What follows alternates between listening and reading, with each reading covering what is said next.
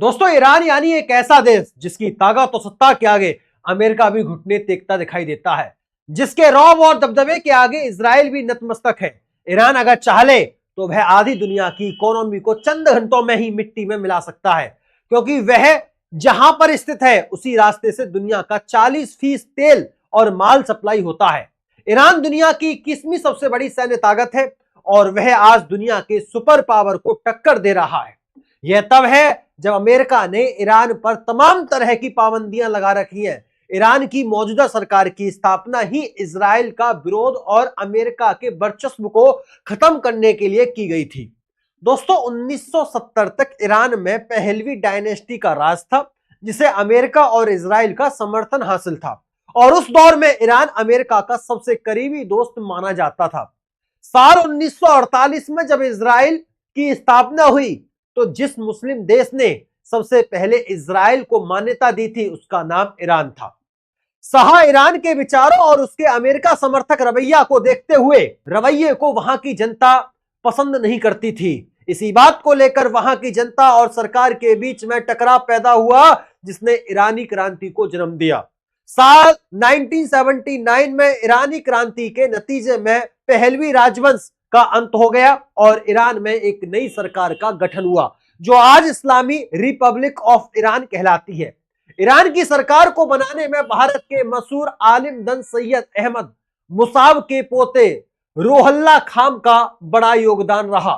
उत्तर प्रदेश के बाराबंकी जिले में जन्मे सैयद अहमद मुसाव के पोते रोहल्ला खान ने ही ईरानी क्रांति का नेतृत्व किया था और वह ईरान के पहले सुप्रीम लीडर थे।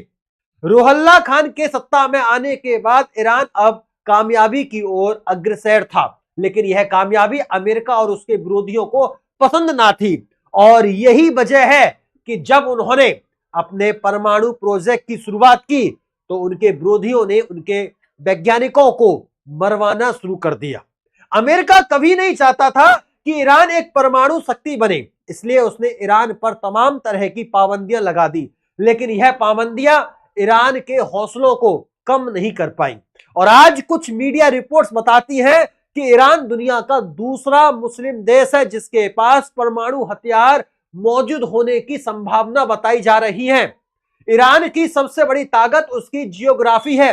वह जहां पर मौजूद है वह इलाका तेल और खनिज पदार्थों से भरा पड़ा है और जहां तक कि दुनिया का 40% तेल इसी रास्ते से होकर यूरोप और अन्य देशों तक पहुंचता है। यह रास्ता इतना अहम है कि अमेरिका ने इस रास्ते पर अपने जंगी बेड़े तैनात कर रखे हैं ताकि कोई देश तेल की सप्लाई लाइन को नुकसान ना पहुंचा सके, क्योंकि अगर पश्चिम सहित यूरोपीय देशों को तेल नहीं मिला तो वह एक दिन भी जिंदा नहीं रह पाएंगे। और तेल कितनी बड़ी ताकत है इसका खौफ शाह फैसल अमेरिका को पहले ही देखा चुके हैं।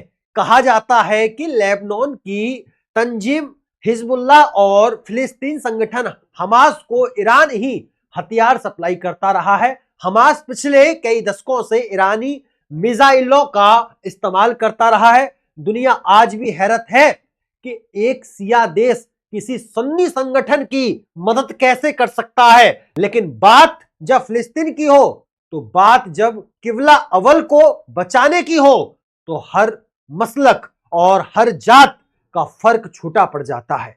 ईरान एक छोटा सा देश है, लेकिन उसका मुकाबला अमेरिका जैसी बड़ी ताकत के साथ किया जाता है, जबकि ईरान का बजट सिर्फ 6 अरब 30 करोड़ डॉलर है और अमेरिका का रक्षा बजट 587 अरब डॉलर है।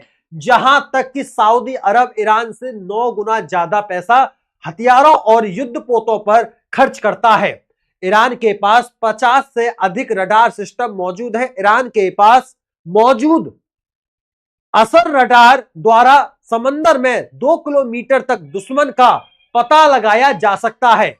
ईरान दुनिया का तीसरा देश है जिसके पास जीटीएल टेक्नोलॉजी मौजूद है। ईरान अपने अधिकतर हथियारों का निर्माण खुद करता है। उसके बनाए गए हथियार आज दुनिया भर में इस्तेमाल किए जाते हैं। ईरान के पास दुनिया के सबसे खतरनाक फौजी सैनिक मौजूद हैं। फौजियों की तादाद 6700 हद से अधिक है। ईरान ने एक स्पेशल फोर्स भी तैयार कर रखी है जिसे इंकलाबी गार्ड के नाम से जाना जाता है। कहा जाता है कि जब किसी मैदान में ईरान यह फौज उतारता है तो वहां पर राख के ढेर के सिवाय कुछ नहीं बचता। ईरान ने पिछले 30 सालों में टेक्नोलॉजी के मामले में खुद को इतना मजबूत कर लिया है कि इजराइल की भी हिम्मत नहीं है कि वह सामने से उसका मुकाबला कर सके। ईरान के पास 551 एयरक्राफ्ट, 4000 टैंक, 21 युद्धपोत और 19 पनडुब्बियां और 65,000 बख्तरबंद गाड़ियां मौजूद हैं, जो किसी देश की अर्थव्यवस्था को बर्बाद करने के लिए काफी है।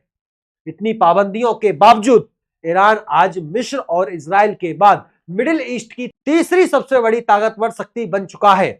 ईरान ने पिछले दिनों शॉर्ट रेंज और लॉन्ग रेंज की ऐसी मिसाइलें तैयार कर ली हैं जिसने 300 किलोमीटर से लेकर 3000 किलोमीटर तक हमला किया जा सकता है। कहा जाता है कि ईरान के मिसाइल सिस्टम को ताकतवर बनाने में रूस भी उसकी मदद कर रहा है, और उसकी वजह यह है कि रूस भी ईरान की तरह अमेरिका विरोधी देश है। जो 2016 में रूस ने ईरान को एक रडार टेक्नोलॉजी दी थी जिसके जरिए ईरान पर होने वाले किसी हमले को रास्ते में ही नाकाम किया जा सकता है। अमेरिका खुफिया निदेशालय की एक रिपोर्ट के मुताबिक ईरान मिडिल ईस्ट का अकेला देश है जिसके पास सबसे ज्यादा बैलिस्टिक मिसाइलें हैं। ईरान के पास हाइपरसोनिक मिसाइलें भी हैं जो साउंड की स्पीड से 5 गुना तेजी से हमला करने की क्षमता रखती हैं। यह वही मिसाइलें हैं जिनसे पिछले दिनों ईरान ने इजराइल पर हमला किया था। ईरान में कुछ ऐसे संगठन भी हैं जिनका निर्माण सिर्फ अमेरिका और इजराइल का मुकाबला करने के लिए किया गया है।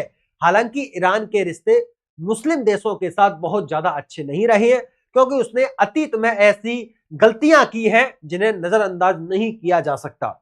ईरान ने खुद को ताकतवर बनाने के लिए रिवर्स इंजीनियरिंग का इस्तेमाल किया था और दुनिया की सबसे बेहतरीन टेक्नोलॉजी को एडॉप्ट किया।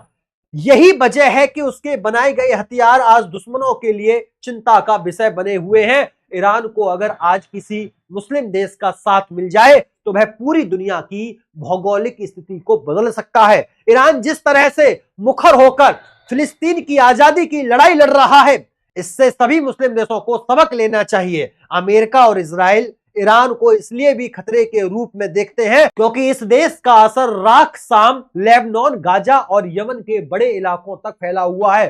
तुर्की और कतर जैसे देश भी ईरान के करीबी दोस्त में से एक हैं। वहीं दूसरी तरफ भारत और चीन जैसे देश भी ईरान की मदद करने को तैयार रहते हैं।